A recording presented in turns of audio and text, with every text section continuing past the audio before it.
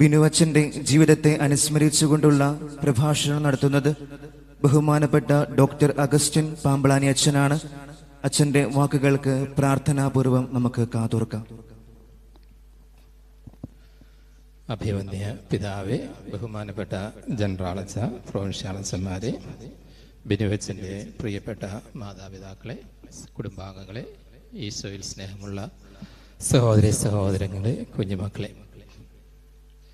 ദുഃഖസാന്ദ്രമായ ഒരു വേർപാടിൻ്റെ അന്തരീക്ഷത്തിലാണ് നമ്മൾ. എങ്കിലും ബിനുവച്ചൻ്റെ വിടവാങ്ങൽ സാഹചര്യത്തോടുള്ള വിചിന്തനങ്ങളിൽ നമുക്ക് സമാശ്വസിക്കുവാൻ ഒത്തിരി ഘടകങ്ങളുണ്ട് എന്നെനിക്ക് തോന്നുകയാണ്. പ്രഗത്ഭനായ ഒരു ശാസ്ത്രജ്ഞനടുത്തിന് പറയുകയുണ്ടായി, മരിക്കുവാൻ എനിക്ക് ഭയമില്ല, സമയത്തെയാ എനിക്ക് ഭയമെന്ന്. എന്ന് വെച്ചാൽ ഒത്തിരി കാര്യങ്ങൾ ചെയ്തു തീർക്കുവാൻ മിച്ചം കിടക്കുന്ന പോലും അതിനൊക്കെ സമയം കിട്ടുമോ എന്ന്. വേണമെങ്കിൽ ബിനുവച്ചനെ പറ്റി നമുക്കങ്ങനെ ചിന്തിക്കാം. 41 വയസ്സേ ആയിട്ടുള്ളൂ, ഇനിയും എന്തുമാത്രം ജീവിതം മിച്ചം കിടക്കുന്നുവെന്ന്.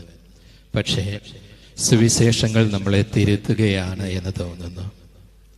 എല്ലാം പൂർത്തിയായി എന്ന് പറഞ്ഞ് നമ്മുടെ കർത്താവ് കടന്നു പോകുമ്പോൾ ഈശോയ്ക്ക് പ്രായം 33 ആയിട്ടുണ്ടായിരുന്നുള്ളൂ.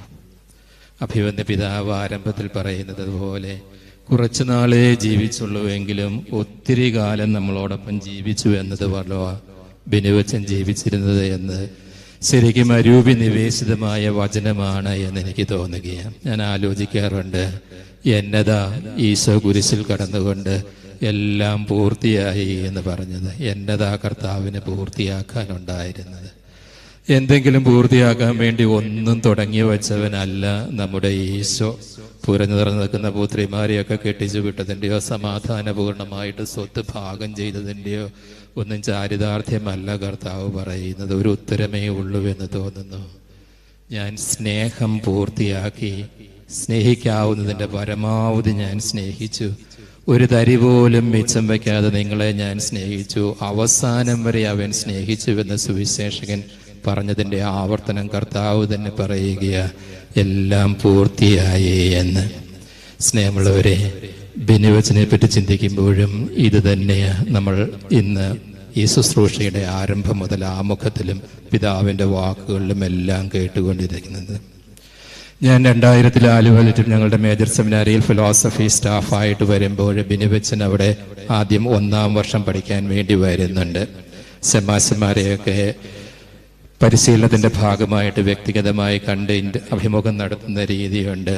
പ്രൊവിൻഷ്യാളച്ചൻ ബിനുവച്ചനെ പറ്റി അനുസ്മരണം നടത്തണമെന്ന് പറഞ്ഞപ്പോൾ ഞാൻ എൻ്റെ പഴയ പരിശീലന ഡയറിയൊക്കെ ഒന്ന് മറിച്ച് നോക്കി, ബിനുവച്ചനെ പറ്റി പറഞ്ഞ വല്ല കാര്യങ്ങളും കുറിച്ച് വച്ചിട്ടുണ്ടോ എന്ന്. ക്ഷമിക്കണം, ഞാൻ മറക്കാൻ പാടില്ലാത്ത ഒരു കാര്യം ഞാൻ മറന്നുപോയിരുന്നു. അച്ഛൻ എന്നോട് പറഞ്ഞിരുന്നതാ, എന്തിനാ ഫിലോസഫി പഠിക്കുന്നത് എന്ന് ഞാൻ ചോദിച്ചതിന് അച്ഛൻ പറഞ്ഞ ഉത്തരം ഞാൻ കുറിച്ചു വെച്ചിട്ടുണ്ട്. സ്നേഹിക്കാൻ പഠിക്കുന്നതിന് വേണ്ടി അച്ഛാ ഫിലോസഫി പഠിക്കാൻ ആഗ്രഹിക്കുന്നത് എന്ന്. അതിനൊരു പശ്ചാത്തലമുണ്ട്. ഫിലോസഫി എന്ന് പറഞ്ഞാൽ ലവ് ഓഫ് വിസ്ഡം, ജ്ഞാനത്തിൻ്റെ സ്നേഹം എന്ന് അന്ന് രാവിലെ ഞാൻ പഠിപ്പിച്ചിരുന്നു. അത് അദ്ദേഹത്തെ, അച്ഛനെ വല്ലാതെ ഇഷ്ടപ്പെട്ടു പോലും. അതുകൊണ്ട് ഫിലോസഫി പഠനത്തെ തന്നെ ജ്ഞാനത്താൽ പ്രബുദ്ധനായി കൂടുതൽ സ്നേഹിക്കാൻ പഠിക്കുക എന്നുള്ള ആദർശമായിട്ട് സ്വീകരിക്കുകയാണെന്ന് ബിനുവച്ചൻ എന്നോട് പറഞ്ഞത്. അതെത്രയോ ശരിയാ. കണ്ടുമുട്ടുന്നവരിലെല്ലാം സ്നേഹത്തിൻ്റെ ശാശ്വതമായ സ്മരണകൾ അവശേഷിപ്പിച്ചിട്ടേ അച്ഛൻ കടന്നു പോയിട്ടുള്ളൂ. നിലാവ് പോലെ ശാന്തമായിട്ട് മാത്രമേ ബിനുവച്ചൻ എപ്പോഴും സംസാരിക്കുമായിട്ടുണ്ടായിരുന്നുള്ളൂ ആരോടും. അച്ഛൻ നല്ലൊരു അജപാലകനായിരുന്നുവെന്ന് നമുക്കറിയാം. ബോംബെയിൽ കല്യാണിൽ അച്ഛൻ്റെ ആതിഥേയത്വം അച്ഛൻ്റെ അജപാലന ഇടവകയിൽ ചെല്ലുവാനും അച്ഛൻ്റെ ആതിഥേയത്വം സ്വീകരിക്കുവാനും ഒക്കെയുള്ള ഭാഗ്യം എനിക്കും ലഭിച്ചിട്ടുണ്ട്. ആ ഇടവകയിലെ കുടുംബാംഗങ്ങളൊക്കെ അച്ഛനെ ഒരു കുടുംബ സുഹൃത്ത് എന്ന വണ്ണമാണ് കണ്ടിരുന്നതെന്നും ഇടപെട്ടിരുന്നതെന്നുള്ളത് എനിക്കറിയാം. അന്ന് അവിടുത്തെ ചേട്ടന്മാരൊക്കെ എത്രയോ ചാരിതാർത്ഥജനകമായിട്ട് അച്ഛനെ പറ്റി സംസാരിച്ചു കൊണ്ടിരുന്നത് എന്നുള്ളത്. അച്ഛൻ നല്ലൊരു ആതിഥേയനായിരുന്നുവെന്ന് നമുക്കറിയാം. വരുന്നവരെയൊക്കെ സന്തോഷിപ്പിക്കുക എന്നുള്ളത് അച്ഛൻ്റെ ആഗ്രഹമായിരുന്നല്ലോ. അതുകൊണ്ട് ആരും ചെയ്യാത്ത രീതിയിൽ അച്ഛൻ സ്വന്തമായിട്ട് കൊത്തുവെള്ളം മേടിക്കുകയും ലൈസൻസ് എടുക്കുകയും എല്ലാവരെയും കായലോരത്തേക്ക് കൊണ്ടുപോവുകയും ഒക്കെ ചെയ്തിരുന്നത്. സ്നേഹത്തിന്റെ വിലയ അച്ഛൻ്റെ വേർപാട് എന്ന് തോന്നുന്നു. അതിലുപരി സ്നേഹത്തിന്റെ ആഘോഷം തന്നെയാ അച്ഛൻ്റെ വേർപാട് എന്ന് പറഞ്ഞാലും തെറ്റില്ല എന്ന് തോന്നുകയാണ്. സ്നേഹത്തിന്റെ ആൾരൂപം തന്നെയായിരുന്നു ബിനുവച്ചൻ എന്ന് എന്നെക്കാളും അധികമായി നിങ്ങൾക്കെല്ലാവർക്കും പലർക്കും സാക്ഷ്യപ്പെടുത്താൻ സാധിക്കുമെന്ന് എനിക്കറിയാം. പ്രിയപ്പെട്ടവരെ, ഞങ്ങളുടെ സഭയിൽ നിന്ന് 51ാമതായി സ്വർഗസ്ഥനാകുന്ന അംഗമാണ് ഞങ്ങളുടെ ബിനു കുരിക്കാട്ടിൽ അച്ഛൻ. ഇതിൽ പകുതിയിലധികവും അംഗങ്ങളും ഏതാണ്ട് നമ്മുടെ സ്വാഭാവിക ഭാഷയിൽ പറഞ്ഞാൽ അകാലത്തിൽ മരണമടഞ്ഞവരാ. അധികം പ്രായമാകാതെ പെട്ടെന്ന് സ്വർഗത്തിലേക്ക് പ്രാപിച്ചവരാ. മോശമാണെന്ന് പെട്ടെന്ന് തോന്നിപ്പോയേക്കാം. ഇതേ ചോദ്യം അകാലത്തിൽ മരിക്കുന്നത് വല്ല ദൈവകോപവുമാണോ? ഞങ്ങളുടെ പുണ്യവതി കൊച്ചു ത്രേസ്യ ഇതേ ചോദ്യം തന്നോട് തന്നെ ചോദിച്ചിട്ടുണ്ട്. അവൾ 24ാമത്തെ വയസ്സിൽ മരണമടഞ്ഞവളാ. എന്നിട്ട് അതിനുള്ള ഉത്തരവും അവൾ തന്നെ കണ്ടെത്തുകയാ. കുരിശിലെ ഈശോയുടെ മരണത്തെ വേണമെങ്കിൽ ദുർമരണമെന്ന് നമുക്ക് വിശേഷിപ്പിക്കാം. അങ്ങനെയൊക്കെ ചെറുപ്രായത്തില് കുരിശിൽ പെടഞ്ഞു മരിക്കുക എന്ന് പറയുന്നത് അതല്ലേ ഏറ്റവും വിശുദ്ധമായ മരണമെന്ന്. എന്നിട്ട് പുണ്യവതി പറയുകയാ, ഇതെനിക്ക് ലഭിച്ച ഒരു പ്രത്യേക നിയോഗമായിരിക്കാം, അധിക ദൈവവിളിയായിരിക്കാം. ഞാൻ ഈ 24ാമത്തെ വയസ്സിൽ രക്തം ഛർദ്ദിച്ച് ക്ഷയരോഗിണിയായിട്ട് മരിക്കേണ്ടി വരുന്നത് എന്ന്. സ്നേഹമുള്ളവരെ, അകാലത്തിൽ മരിച്ച ഈശോയുടെയും ഞങ്ങളുടെ പുണ്യവതിയുടെയും ഒക്കെ പാരമ്പര്യത്തോട് ഞങ്ങളുടെ ബിനുവച്ചനെയും ചേർത്ത് വയ്ക്കുന്നതില് ദുഃഖത്തിനിടയിൽ ഞങ്ങൾക്ക് സന്തോഷവും ചാരിതാർത്ഥ്യവും ഉണ്ട് എന്നുകൂടി അനുസ്മരിക്കാതിരിക്കാൻ വയ്യ എന്ന് തോന്നുകയാണ്. ഒരു 10 വർഷം മുമ്പ് ഞങ്ങളുടെ സെമിനാരി കുളത്തിൽ ഞങ്ങളുടെ ഒരു പ്രിയപ്പെട്ട ഷമ്മാസൻ വെള്ളത്തിൽ മുങ്ങി മരിക്കുകയുണ്ടായി. അതും ഒരു തിരുവോണ ദിവസം.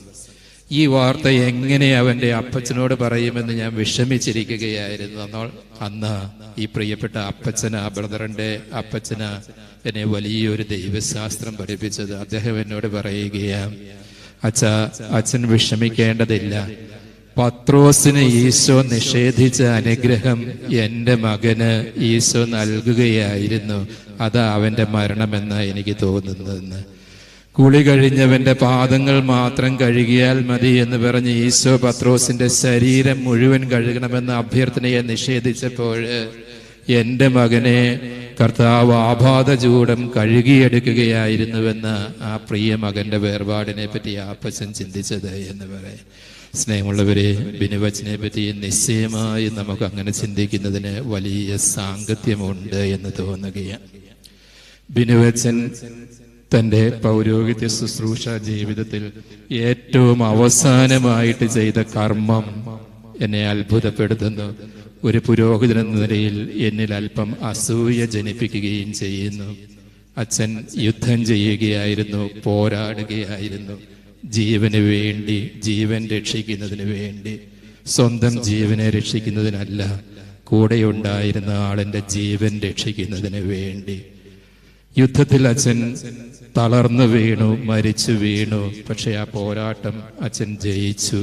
അതുകൊണ്ടാണല്ലോ അച്ഛൻ്റെ കൂടെയുണ്ടായിരുന്ന ആളെ രക്ഷിക്കുവാനായിട്ട് സാധിച്ചത്. എനിക്ക് തോന്നുന്നു അത് അച്ഛൻ്റെ അഭിഷേകത്തിന്റെ പൂർത്തീകരണമാണ്. അച്ഛൻ്റെ പൗരോഹിത്യത്തിലേക്കുള്ള കൈവെപ്പിന്റെ ഏറ്റവും സാഫല്യജനകമായ നിമിഷങ്ങളായിരുന്നിരിക്കണം അച്ഛൻ്റെ വേർപാടിന്റെ നിമിഷം എന്ന് പറയുന്നത്. സ്വന്തം ജീവൻ നഷ്ടപ്പെടുത്തി മറ്റുള്ളവരെ ജീവിപ്പിക്കുന്നതിനേക്കാൾ, ജീവൻ ത്യജിക്കുന്ന മറ്റുള്ളവരെ ജീവിപ്പിക്കുന്നതിനേക്കാൾ വലിയ സ്നേഹമില്ലെന്നാണല്ലോ ഈശോ തന്നെ പറഞ്ഞിരിക്കുന്നത്. അക്ഷരാർത്ഥത്തിൽ ഈ ബിനുവച്ചന്റെ ജീവിതത്തിൽ അന്വർത്ഥമായിരിക്കുകയാണ്. അവൻ അവരെ സ്നേഹിച്ചു, അവസാനം വരെ സ്നേഹിച്ചു എന്നുള്ളത് അച്ഛനെ സംബന്ധിച്ചിടത്തോളം അക്ഷരാർത്ഥത്തിൽ തന്നെ അന്വർത്ഥമായിരിക്കുന്നു. ജീവന് വേണ്ടി പോരാടുകയില്ലായിരുന്നുവെങ്കിൽ നന്നായിട്ട് നീന്തറിയാവുന്ന അച്ഛന് ഈ കായലിന്റെ അടിത്തട്ടിലേക്ക് പോകേണ്ട സാഹചര്യം ഉണ്ടാകുമായിരുന്നില്ലല്ലോ. എന്നും അച്ഛൻ വിശുദ്ധ കുർബാനയിൽ ഇതെന്റെ ശരീരമാകുന്നു, രക്തമാകുന്നു എന്ന് പറഞ്ഞ് തിരുശരീരവും തിരുവോസ്തിയും തിരുരക്തവും കൊടുക്കുമ്പോൾ അന്ന് അച്ഛന് ധൈര്യപൂർവ്വം പറയാം, ഇന്ന് ഞാൻ എൻ്റെ ബലി പൂർത്തിയാക്കുന്നു, ഞാനിതാ മുറിക്കപ്പെടുന്ന ശരീരവും രക്തവുമാകുന്നുവെന്ന്. അച്ഛൻ കായലിൽ മുങ്ങിപ്പോയി എന്നൊക്കെ നമ്മൾ പറഞ്ഞാൽ ഒത്തിരി തെറ്റിപ്പോകുമെന്ന് തോന്നുന്നു. സ്നേഹത്തിന്റെ സാഗരത്തിൽ അച്ഛൻ അന്തിമമായി സ്നാനം ചെയ്യുകയായിരുന്നുവെന്ന് തോന്നുന്നു. അതുതന്നെയായിരുന്നു അച്ഛന്റെ പൗരോഹിത്യത്തിലെ ഏറ്റവും അവസാനത്തെ ശുശ്രൂഷ എന്നുള്ളത്. അതിനാൽ തന്നെ ഏറ്റവും വിശുദ്ധമായ മരണമാണ് അച്ഛന് സംസിദ്ധമായിരിക്കുന്നത്. പുരോഹിതനൊക്കെ കാക്ഷിക്കാൻ സാധിക്കുന്ന ഭാഗ്യപ്പെട്ട വേർപാടിലൂടെയാ അച്ഛൻ നമ്മളിലൂടെ നമ്മെ വേർപിരിഞ്ഞിരിക്കുന്നത് എന്ന് നമുക്ക് ഉറച്ച് വിശ്വസിക്കാമെന്ന് തോന്നുകയാണ്. സ്നേഹമുള്ളവരെ, ഏറ്റവും വിശുദ്ധമായതിനെ കുറിച്ചൊക്കെയാ ഒരുപക്ഷെ അപവാദങ്ങളും തെറ്റിദ്ധാരണകളും ഒക്കെ പ്രചരിക്കപ്പെടുക. മരണമെന്നത് ഉത്ഥാനമാണ്, മരണത്തിന്റെ രഹസ്യം ഉത്ഥാനമാണെന്നുള്ളത് ഈശോയിൽ നിന്ന് നമ്മൾ മനസ്സിലാക്കുന്നു. അവനെ പറ്റി പോലും പറയുന്നത് അവന്റെ ശരീരം ശിഷ്യന്മാര് മോഷ്ടിച്ചു കൊണ്ടുപോയി എന്നല്ലേ പറയുന്നത്. വിശുദ്ധമായതേ തെറ്റിദ്ധരിക്കപ്പെടുകയുള്ളൂ എന്നുള്ളത് നമുക്കറിയാം. അങ്ങനെയാ തിരുസഭ വളർന്നിരിക്കുന്നത് തന്നെ. ഈ വർഷം നമ്മളൊരു മിസ്റ്റിക്കലായിട്ടുള്ള ഒരു ചിന്തകന്റെ, ഒരു വലിയ ആത്മീയ നേതാവിന്റെ 200-ാം ജന്മവാർഷികം ആഘോഷിക്കുക. റഷ്യൻ ചിന്തകനായ ഡോസ്റ്റോവ്സ്കി അദ്ദേഹം തന്റെ കാരമസോ സഹോദരന്മാരെന്നുള്ള നോവലിൽ ഒരു കഥാപാത്രത്തെ ചിത്രീകരിക്കുന്നുണ്ട്. സോസിമോവ് എന്ന പേര്. മനുഷ്യനെ എത്തിപ്പിടിക്കാനാവുന്ന ആത്മീയതയുടെ ഔന്നത്യത്തിൽ എത്തിച്ചേർന്നിരിക്കുന്ന വ്യക്തിയാ. അദ്ദേഹം മരിക്കാൻ കിടക്കുകയാ. മരിച്ചാൽ അദ്ദേഹം അഴുകുകയില്ലെന്ന എല്ലാവരുടെയും വിശ്വാസം. മരിക്കുമ്പോഴേ മുടി മുറിക്കാനും നഖം വെട്ടി തിരുശേഷിപ്പായിട്ട് കൊണ്ടാകാനും എല്ലാം ിരിക്കുകയാ. സോസിമോവ് മരിച്ചു. എല്ലാവരെയും ഞെട്ടിച്ചുകൊണ്ട് മണിക്കൂറുകൾക്കകം സോസിമാവ് ദുർഗന്ധം വമിക്കാൻ തുടങ്ങി. നാട്ടുകാർ പറഞ്ഞു അയാൾക്ക് വല്ല രഹസ്യഭാവങ്ങളും ഉണ്ടായിരിക്കുമെന്ന്. വിശുദ്ധിയെക്കുറിച്ചുള്ള നമ്മുടെ സങ്കല്പങ്ങളൊക്കെ അത്രയേ എത്തിച്ചേരാൻ സാധിക്കുകയുള്ളൂ. അഴുകാതിരിക്കുന്നതല്ല, അഴുകി മണ്ണോട് മണ്ണാകുന്നതാണ് വിശുദ്ധിയുടെ പരമമായ മാനദണ്ഡം എന്നുള്ള വളരെ മൗലികമായ ഒരു ദർശനമാണ് ഈ ചിന്തകൻ ഇതിലൂടെ അവതരിപ്പിക്കുന്നത്. ആ വിശുദ്ധിയെ നല്ലവര് പോലും തെറ്റിദ്ധരിച്ചു പോയിരിക്കുന്നത് എന്ന്. സ്നേഹമുള്ളവരെ, പുണ്യപ്പെട്ടതും വിശുദ്ധമായതും ഒക്കെ മാത്രമേ തെറ്റിദ്ധരിക്കപ്പെടുകയും അപവാദങ്ങൾക്ക് ഇടയാക്കുകയും ചെയ്യുകയുള്ളൂ. അപവാദങ്ങളും തെറ്റിദ്ധാരണകളും സൃഷ്ടിക്കപ്പെട്ടതാൽ നമുക്ക് ഉറപ്പിക്കാം, തിരഞ്ഞെടുക്കപ്പെട്ടവർക്ക് ലഭിക്കുന്ന അപൂർവ ഭാഗ്യമാണ് അത് എന്ന്. എക്കാലവും പൗരോഹിത്യത്തിന്റെയും തിരുസഭയുടെയും ഒക്കെ കാവലുകളായിരുന്ന നമ്മുടെ ബിനുവച്ചനൊന്നും ഒരിക്കലും സഭയെയും കുടുംബത്തെയും ഒന്നും ശിരസ് കുനിക്കുവാൻ അനുവദിക്കുകയില്ല. അച്ഛൻ നിശ്ചയമായും സ്വർഗത്തിലിരുന്നു കൊണ്ട് നമുക്ക് വേണ്ടി മധ്യസ്ഥം വഹിക്കുകയും നമ്മുടെ പ്രാർത്ഥനകൾ ദൈവത്തിനു മുമ്പാകെ സമർപ്പിക്കുകയും ചെയ്യും എന്ന് നമുക്ക് ഉറച്ച് വിശ്വസിക്കാം. ബിനുവച്ചൻ നല്ല ഒരു ആതിഥേയനായിരുന്നുവെന്നുള്ളത് നമ്മുടെ എല്ലാവരുടെയും അനുഭവമായിരിക്കുന്നത് പോലെ ഈ നമ്മൾക്ക് വേണ്ടി സ്ഥലമൊരുക്കാൻ പോയ ഈശോയോടൊപ്പം നമുക്ക് സ്ഥലമൊരുക്കി നമുക്കത് ആതിഥേയത്വം വഹിക്കുന്നതിന് വേണ്ടി സ്വർഗത്തിൽ ആയിരിക്കുന്നതിനായി നമ്മൾ വിഭാവനം ചെയ്യുന്നതിൽ ഒരു തെറ്റുമില്ല. ബിനുവച്ചനോട് പ്രാർത്ഥിക്കുന്നത് പോലെ ബിനുവച്ചന് വേണ്ടി പ്രാർത്ഥിക്കുന്നതോടൊപ്പം തന്നെ ബിനുവച്ചനോട് പ്രാർത്ഥിച്ച് ബിനുവച്ചനിലൂടെ നമ്മളെല്ലാവരും അനുഗ്രഹീതരാകട്ടെ എന്ന് ഞാൻ ആഗ്രഹിക്കുകയും ആശംസിക്കുകയും പ്രാർത്ഥിക്കുകയും ചെയ്യുന്നു. പ്രിയപ്പെട്ട അപ്പച്ചനെയും അമ്മച്ചയെയും കുടുംബാംഗങ്ങൾ, സഹോദരി സഹോദരങ്ങൾ എല്ലാവരെയും പ്രാർത്ഥനാ മസ്രണമായ അനുശോചനങ്ങൾ അറിയിക്കുകയും ചെയ്യുന്നു. നിങ്ങളുടെ പ്രിയപ്പെട്ട ഈ മകൻ, ഞങ്ങളുടെ പ്രിയപ്പെട്ട അച്ഛൻ അനന്ത സൗഭാഗ്യം അനുഭവിച്ചുകൊണ്ട് സ്വർഗത്തിൽ നിന്ന് നമുക്ക് അനുഗ്രഹ വർഷങ്ങൾ ചൊരിയുന്നുവെന്നുള്ളത് നിസ്സംശയമാണ്. സ്വർഗത്തിലേക്ക് റോസാപുഷ്പങ്ങൾ വർഷിക്കുന്ന കൊച്ചു ത്രേസ്യ പുണ്യവതി അകാലത്തിൽ ഞങ്ങളുടെ ഇടയിൽ നിന്നും സ്വർഗത്തിലേക്ക് വർഷിക്കുന്ന റോസാപുഷ്പം, സ്വർഗത്തിൽ നിന്നും ഭൂമിയിലേക്ക് എന്നതുപോലെ ഭൂമിയിൽ നിന്നും സ്വർഗത്തിലേക്ക് വർഷിക്കുന്ന റോസാപുഷ്പങ്ങളാണ് ഞങ്ങളുടെ അകാലത്തിൽ മരിച്ചു പോകുന്ന പ്രിയപ്പെട്ട അച്ഛന്മാര്. ഇത് ഞങ്ങൾക്ക് ആ രീതിയിൽ സന്തോഷിക്കാൻ വകയുണ്ട്. ബിനുവച്ചൻ ഞങ്ങളുടെ ഇടയിൽ നിന്നും സ്വർഗത്തിലേക്ക് പറിച്ചു നടപ്പെട്ട ഒരു റോസാ ചെടിയും പുഷ്പവും ഒക്കെയാണ്. ആ സൗരഭ്യം നമ്മളെ എല്ലാവരെയും പരിമളപൂരിതരാക്കട്ടെ എന്ന് ആശംസിക്കുകയും പ്രാർത്ഥിക്കുകയും ചെയ്യുന്നു. പിതാവിൻ്റെയും പുത്രൻ്റെയും പരിശുദ്ധാത്മാവിൻ്റെയും നാമത്തിൽ ആമേൻ.